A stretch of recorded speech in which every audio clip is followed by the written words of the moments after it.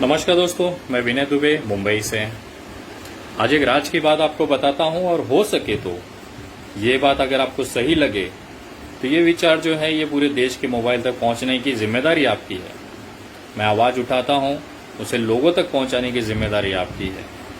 आपको पता है आपके बाप दादाओं ने 70 सालों तक भारतीय जनता पार्टी को वोट क्यों नहीं दिया था?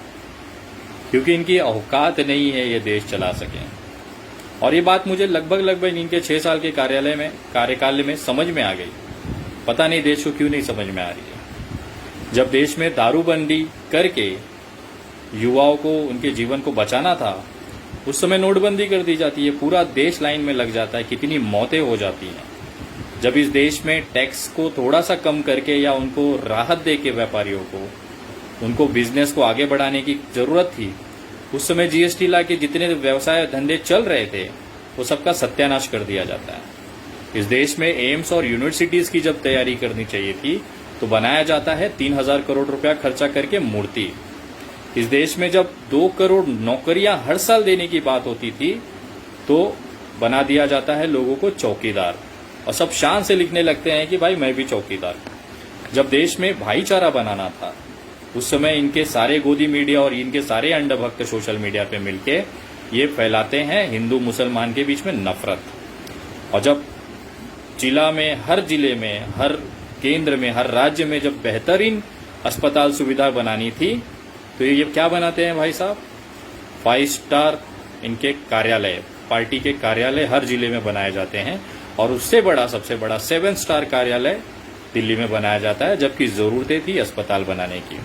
इसके साथ में वायु मार्ग से जब सैनिकों को पहुंचाना जरूरी होता है तो ये सड़क मार्ग से भेज के आतंकवादियों के लिए पुलवामा जैसी घटना करने के लिए जमीन तैयार करके देते हैं। और उसका रिजल्ट क्या होता है? हमारे 40 जवान, हमारे परिवार के 40 लोग शहीद हो जाते हैं, बेगुनाह उनकी मौतें हो जाती हैं। और इसकी तैयारी कौन कराता है?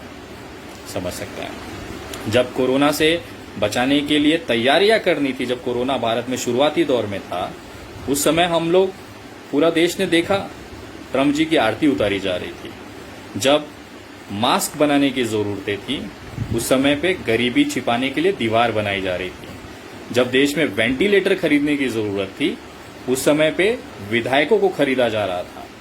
और सबसे गंदी चीज ये लगती है कि जब विदेशों से कोरोना को लाके उनके लिए जो विदेशी आ रहे हैं उनको रोक के उनको क्वारंटाइन बनाने की जरूरत थी, तो ये भाई साहब मध्य प्रदेश में भारतीय जनता पार्टी की सरकार बनाने में बिजी थे। और ये सारी चीज करते समय आपको कहा जाता है कि आप पूरी व्यवस्था देखें, आप सारी तैयारियां देखें, सब आप ही को करना है।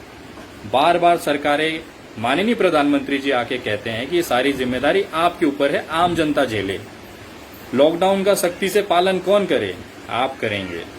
आपके परिवार का, आपके घर की जिम्मेदारी का कौन सुरक्षित रखेगा? कोरोना से लड़ने में कौन मदद करेगा? आप करेंगे। उसके बाद में अपने आसपास में जो लोग भूखे हैं उनको भोजन कौन खिलाएगा? आप खिलाएंगे।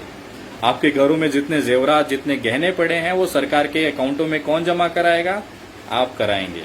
और वो सब होने के बाद भी पेट भरता नहीं है तो पीएम केयर नाम से एक अकाउंट खोला जाता है और आप उसमें पैसे जमा करेंगे। और पैसा कौन जमा करेगा? आप करेंगे। ये है देश की सरकार। मुझे समझ में नहीं आता तो फिर हमने सरकार बहुमत वाली क्यों चुनी थी? प्रधानमंत्री क्यों बनाया था? जब सब हमें ही करना है, हमें ही कोरोना से लड़ना है, हमें ही अपनी भुखमरी मिटानी है, हमें ही अपने परिवार का ध्यान रखना है, अपने आस पड़ोस के जो लोग हैं उनको भी पालना है, उनका भी पेट भरना है, तो भैया आप किस लिए हो? करोड़ों करोड़ों रुपया लेके पीएम केयर्स में आपने अमीरों के जो कर्जे थे वो माफ कर दिए, लेकिन मजदूर लोग आज जो पैदल जा रहे हैं घर पे उनको लाठियां पड़ रही हैं पीठ के पीछे। इसी के लिए आपको चुना था।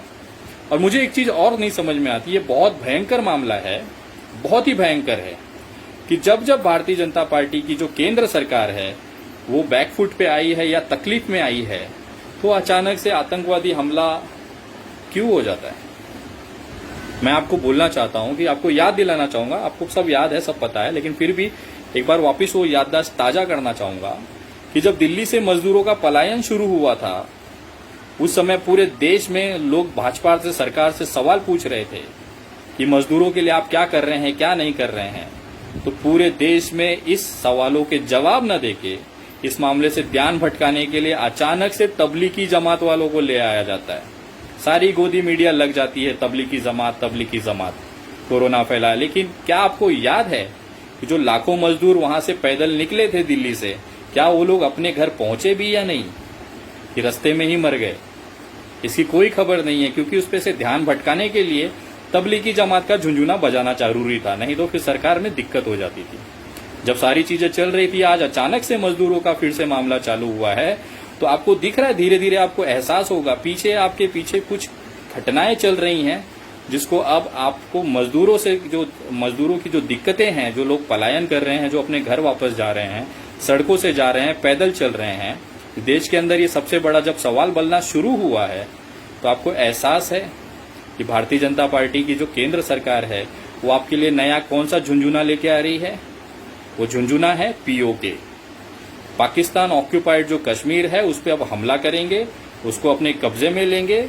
मैं सहमत हूं, ये होना चाहिए, वो अब भारत का अभिन्न हिस्सा है, वो भारत में आना चाहिए। लेकिन उससे बड़ा सवाल, उससे बड़ी जो जरूरतें हैं इस समय, वो देश में कोरोना से लड़ने के लिए है।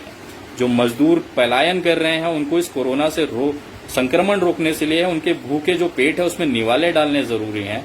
जब देश की जनता ही नहीं रहेगी तो आप पीओके क्या पूरा पाकिस्तान ले लीजिए, कोई फर्क नहीं पड़ेगा आपको। मैं इसके लिए कह रहा हूं कि आने वाले समय में आप टीवी चैनलों पे, सोशल मीडिया पे ये सारी चीजें आप देखेंगे, आपके अंदर देशभक्ति जगाई जाएगी, क्योंकि सरकार अब है बैकफुट पे।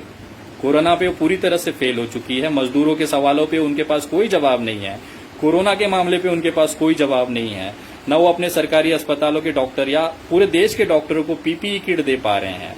पीपीई छोड़िए, उनके औकात से बाहर की चीज है। मैं साधारण से बात करता हूं कि टेस्टिंग किट्स कहां पे है, अभी तक भारत में कितनी टेस्टेज हुई हैं उसकी कोई जानकारी, कोई व्यवस्था नहीं है। जो टेस्टिंग किट्स लिए गए उसमें भी करोड़ों का घोटाला किया इन्होंने। ऐसी टेस्टिंग किट्स लाई गई जिसमें की कोई रिपोर्ट्स ही नहीं आ रही हैं, कचरा खरीदा गया है, कचरा। और हम बात कर रहे हैं हम कोरोना से जीतेंगे। यही सारे सवालों को दबाने के लिए अब नया आपको चूरन चटाया जाएगा, वो है पीओके। पाकिस्तान पे हमला, पाकिस्तान की तैयारी, पाकिस्तान जीतेंगे, देशभक्ति जागेगी, लोग मरेंगे कोरोना से, भूखमरी से। ये सवाल ना पूछा जाए सरकार से, इसके लिए अब ये झुंझुना चलाया जाएगा। तो आप देखते रहिए, सरकार ने मस्त प्रोग्राम बनाया हुआ है कि आपको कैसे बेवकूफ बनाना है, क्योंकि पिछले 7-6 सालों में ये लोग यही कर रहे हैं, केवल जनता को बेवकूफ बनाना। आपको पता है देश की असली जरूरतें क्या हैं? हमारे जो फ्रंट में लोग लड़ रहे हैं, जो डॉक्टर्स हैं, सफाई कर्मचारी है, पुलिस कर्मचारी है, वो खुद कोरोना की चपेट में आ रहे हैं। उनको बचाना हमारे लिए प्राथमिकता होनी चाहिए। उनको पीपीई किट देना चाहिए। सबसे भयंकर ये है कि अगर कोई पुलिसकर्मी संक्रमित होता है तो उसके लिए अस्पतालों में बेड नहीं है। वो व्यक्ति जिसकी वजह से हजारों लोग कोरोना से बचते हैं, उस व्यक्ति के लिए अस्पताल में इलाज की व्यवस्था नहीं है। इस देश का दुर्भाग्य है। जो डॉक्टर्स हैं, मैं वीडियोस देखता हूं सोशल मीडिया पे, कितने ही नर्सिंग स्टाफ और डॉक्टर आके चिल्लाते हैं, वीडियोस बनाते हैं कि हमें इलाज, हमने हजारों लोगों का इलाज किया, लेकिन आज हमारे ही इलाज में लापरवाही हो रही है, हमें इलाज नहीं मिल रहा है। इससे बड़ा शर्मनाक कुछ चीज किसी देश के लिए हो सकता है क्या?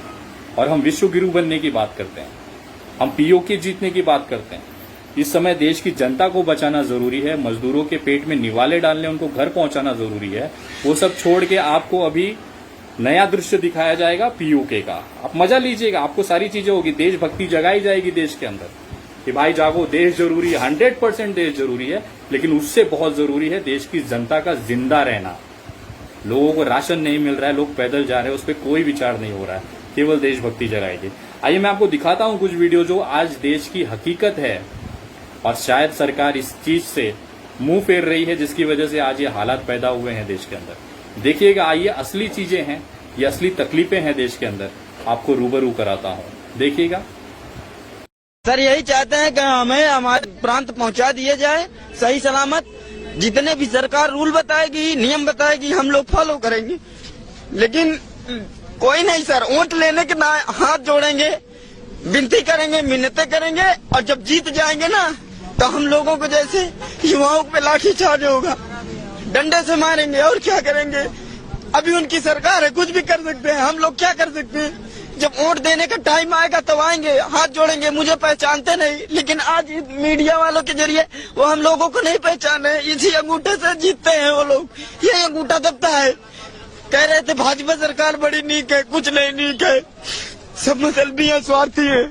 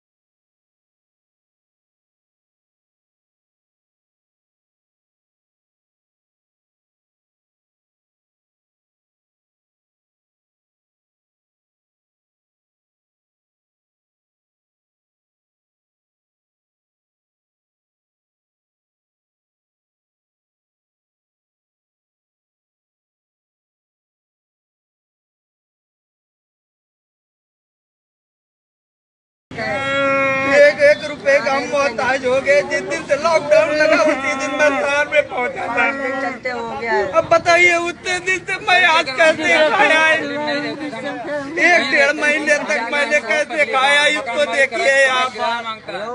सरकार के तरफ से हमको 1 पैसे का राशन नहीं मिला है, कुछ नहीं मिला।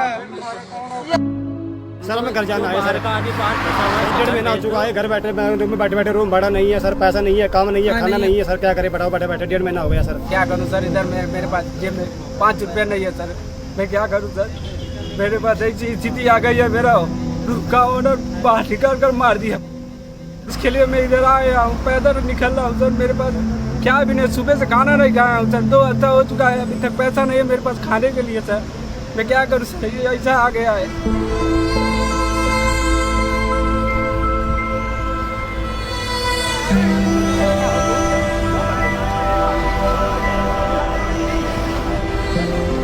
हम लोग जा रहा था, बोला भैया तुम लोग किधर जाता, तो हम लोग बोले जा रहे यूपी जाता। कब तक भागेंगे आप ये सवालों से? ये जनता के असली सवाल हैं। इन मजदूरों के आंख के आंसू निकल रहे हैं, इनके बच्चों के पैरों में छाले पड़े हुए हैं, लेकिन ये सरकार को नहीं दिखाई देगा। क्यों दिखाई देगा? सरकार तो अमीरों की है। विदेशों से विदेशियों के बच्चों के लिए, अपने हिंदुस्तान के अमीरों के बच्चों लाने के लिए स्पेशल फ्लाइट चलाई जाती है, उनको वहां से ले आया जाता है, लेकिन मजदूरों के लिए ट्रेनें नहीं चलाई जाएंगी। यही चीज जो आज आप कर रहे हैं, आज आखिर आपने माना कि मजदूरों के लिए हमें व्यवस्थाएं करनी है, ट्रेनें चलानी है। काश यही चीज आप उस समय कर लेते जब मैं चिल्ला रहा था, तो शायद ये मजदूर आज अपने घर पे होते और कोरोना संक्रमण का जो मामला है वो बहुत कम होता। लेकिन सरकारें लेट जागती हैं। मैंने क्या गलत मेल किया था आपको? मैंने यही सारी मांगे की थी जो आज आप गैजेट निकाल रहे हो, आप जो नोटिफिकेशन निकाल रहे हो। मैंने यही तो कहा था सारी अपने मेल में कि आप इस तरह से, इस प्रक्रिया के माध्यम से पहले उनका स्वास्थ्य जांच किया जाए, फिर यात्रा की जाए, फिर जहां पहुंचेंगे वहां पे उनको क्वारंटाइन कर दे, उसके बाद घरों में अनुमति दे पहुंचने की। यही चीज तो आप कर रहे हैं। मैंने गलत क्या कहा था? सिर्फ मैंने मजदूरों की आवाज उठाई, इसके लिए मैं दोषी हो गया। एक्चुअल प्रॉब्लम ये है ना कि ये इनके जो अंधभक्त हैं ये कहते हैं कि इस संकट की घड़ी में आप राजनीति कर रहे हैं। मेरे भाई, सरकार की जो निकम्मापन है, जो उनकी फेलियर है, उस पर सवाल करने का, उसको राजनीति नहीं कहते हैं। मुझे दुख होता है, ये हिंदू मुसलमान करने में दिन भर बिजी होते हैं, लेकिन जो 16 हिंदू रेलवे में मजदूर जो कट गए औरंगाबाद में, उसके लिए किसी भी अंधभक्त ने एक पोस्ट तक करके अपनी सरकार से सवाल नहीं पूछा कि आखिर ये क्यों कट के मर गए। केंद्र सरकार के पास रेलवे होती है, वो रेलवे चला रही है, और यहाँ पे पैसा राज्य सरकार देगा कि केंद्र सरकार हम उलझे हुए हैं। इसमें देखना है कितने मजदूर अभी भी रस्तों पे हैं। आपको पता है सरकार कैसे काम कर रही है। मैं आपको ये वीडियो दिखाता हूं, कोई हंसेगा नहीं, लेकिन प्रॉमिस करो कोई हंसेगा नहीं। ये सरकार इस तरह से काम कर रही है, देखिए आपको पता चलेगा कि आज की यथास्थिति केंद्र सरकार की क्या है और उसमें जनता को क्या फायदा हो रहा है, वो जरा देखिएगा। एक छोटा सा वीडियो है।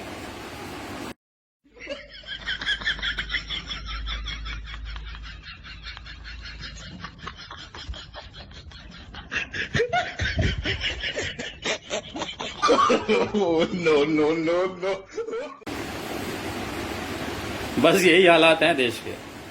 सरकार तो चल रही है लेकिन फायदा नहीं मिल रहा है, मिलेगा भी कैसे? इनके औकात के बाहर की चीज है। आप लोग इसी तरह से सुरक्षित रहें, अपने घरों में रहें। जो लोग भी मजदूर आपको रास्ते पे दिखे, कम से कम उन्हें पानी जरूर पिलाएं, क्योंकि वो भी अपने हैं, अपने ही परिवार का हिस्सा है, हमारे ही देश के नागरिक हैं। कहीं ना कहीं आज वो मजबूरी में है, कल को हम मजबूरी में होंगे, तो कहीं ना कहीं ऊपर वाला ये सारी चीजें देख रहा है। तो किसी के आंसू न निकले ऐसी व्यवस्था हमें करनी है, किसी का पेट भूखा न रह जाए उसकी तैयारी हमें करनी है। और ये आपकी और मेरी जिम्मेदारी है। सरकार निकम्मी है, अगर सरकार के भरोसे बैठे हो तो भूल जाओ, सरकार खुद आपके भरोसे बैठी हुई है। आप पैसे दोगे तो सरकार चलेगी। सरकार तो खाली हो चुकी है ना। अमीरों के पैसे, कर्जे खत्म करते करते उन्होंने देश की तिजोरी खाली कर दी है। अब आपको सलाइन लगाने के लिए, आपको इंजेक्शन देने के लिए, आपको दवाइयां देने के लिए इनके पास पैसे बचे नहीं है। पीएम केयर में दान मांग रहे हैं, बताएं। विश्व गुरु बनेंगे, $5 ट्रिलियन की अर्थव्यवस्था भारत को बनाएंगे। ऐसे भारत आज के डेट में 100 साल पीछे जा चुका है, और इस बर्बादी में अगर इतिहास लिखा जाएगा तो स्वर्णिम अक्षरों में भारतीय जनता पार्टी की केंद्र सरकार का स्वर्णिम अक्षरों में लिखा जाएगा कि अंग्रेजों से ज्यादा अगर किसी ने देश को बर्बाद किया है तो हमारी इस माननीय सरकार ने किया है। मेरी आवाज उठती रहेगी, आप लोग इसी तरह मेरे साथ जुड़े रहें। और जो लोग अभी तक नहीं जुड़े हैं वो मेरे Facebook page the Vinay Dubey, THE space Vinay VINAY space Dubey DUBEY पे जुड़े, फॉलो करें, ताकि आगे से जो भी सरकार के खिलाफ जो गलत नीतियां हैं उसका मैं आप लोगों को जानकारी देता रहूं और ये पूरे देश तक आप उसे फैलाते रहें। कि मैं तो अपनी आवाज उठा के अपनी जिम्मेदारी पूरी कर लेता हूं, लेकिन क्या आप ये मेरी जानकारी, मेरी जो विचार है या जो मेरी सरकार से सवाल है, उस सवालों को आप हर उस भारतीय के मोबाइल तक पहुंचाते हैं क्या? ये आपकी जिम्मेदारी है। अगर आपको सही लगता है तो मेरी बात हर उस भारतीय तक पहुंचाएं जो इस समय तकलीफ में है, जो जानना चाहता है कि सरकार कर क्या रही है। तो कृपया इसे ज्यादा से ज्यादा शेयर करें और लोगों से पहुंचाएं, और मेरे फेसबुक पेज पे जरूर जुड़ें, ताकि सरकार के जो गलत नीतियां हैं उसका विरोध तबीयत से, उचित ढंग से कर सकें। जय हिंद, जय महाराष्ट्र।